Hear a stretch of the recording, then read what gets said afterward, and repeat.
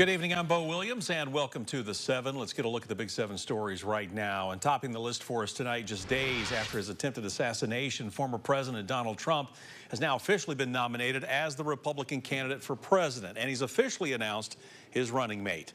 Trump tapping Ohio Senator JD Vance as his vice presidential candidate. Vance, as you may know, was a vocal opponent of Trump during the 2016 presidential election, but changed his position, arguing he was proved wrong by Trump's performance while in office. This announcement was made on day one of the Republican National Convention happening in Milwaukee. Now, in addition to finalizing the Republican candidates, the National Convention is also about solidifying the party's platform. Tennessee's Marsha Blackburn had the honor of speaking on the main stage just a bit ago, talking about Trump's campaign to make America wealthy again. The platform contains 20 promises, including securing our border, getting inflation under control, restoring our energy dominance, defending our Constitution, protecting our Second Amendment rights, securing our country, restoring our military strength, and keeping boys out of girls' sports. Also, 10 Knoxville police officers in Milwaukee this week helping secure the convention. The Milwaukee police sent out a nationwide request for mutual aid for the massive event, so officers from departments all across the country are present.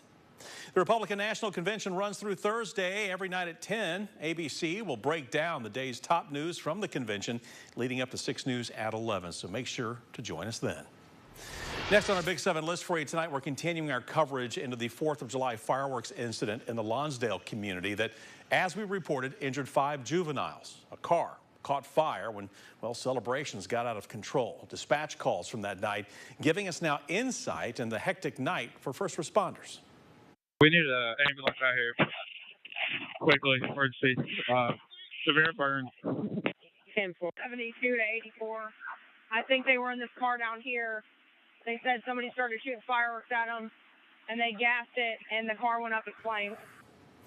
We know the 5 teens injured had varying degrees of burns. According to the KPD report, a victim told police someone shot fireworks at the car before it caught fire. However, witnesses tell a different story. KPD spokesperson Scott Erlin tells 6 News it appears the group of juveniles were shooting fireworks from the car and it caught fire.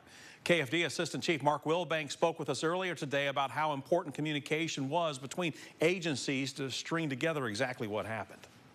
When we're communicating with each other, that's very important, agency to agency. So we communicate very well with KPD on these type of incidences.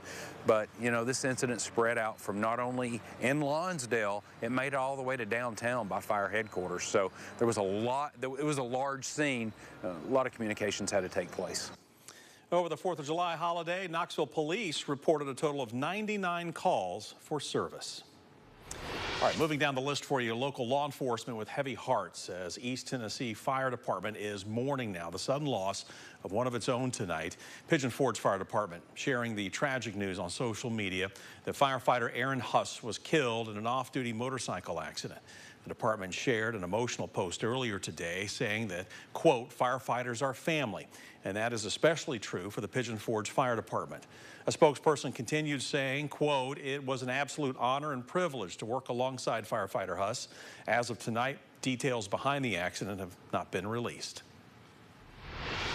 Next on our Big 7 list for you, East Tennessee officers preparing for when disaster strikes. Today, Jefferson County Sheriff's Office simulated its annual active shooter training at Mount Orab Elementary School. According to Jefferson County Sheriff Jeff Coffey, they run the training every year to prepare officers for the worst case scenario.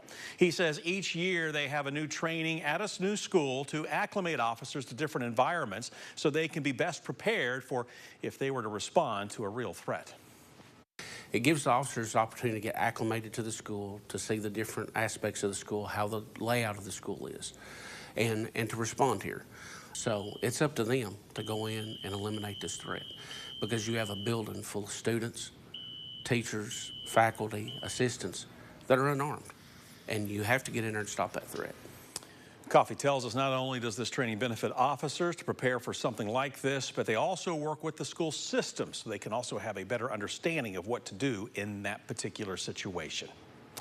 All right, moving down our list now to the state of Texas as UT and its SEC football rivals prepare for next season. Yeah, the college football season, you can taste it. It's almost here. SEC Media Days underway in Dallas. That's where our sports team is. Reese Van Haften, Sam Rothman have more on, well, what the talking points have been from day one of Media Days. Hey, guys.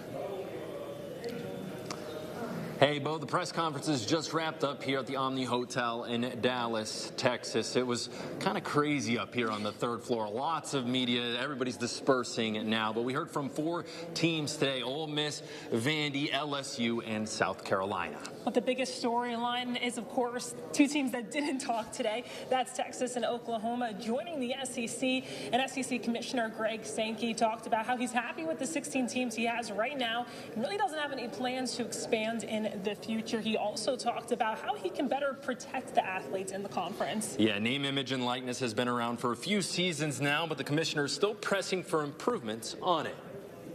They dislike this notion of every state having a different set of rules around how name, image, and likeness is conducted. They dislike lining up in contests and not having an understanding that those on the other side are held to the same standards.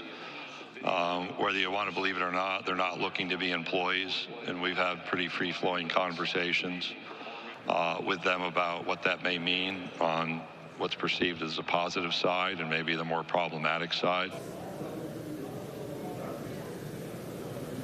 And Sankey also added another area where players want more support is when it comes to mental health, he said. Yeah, that's a growing conversation in all of sports. Now, up next, tomorrow, the Vols take to the podium. Can't wait to hear from Josh Heupel and his 3 players that he brought here. We'll have full coverage from here all day tomorrow. Sam and I will have you covered from the morning till the night, Bo.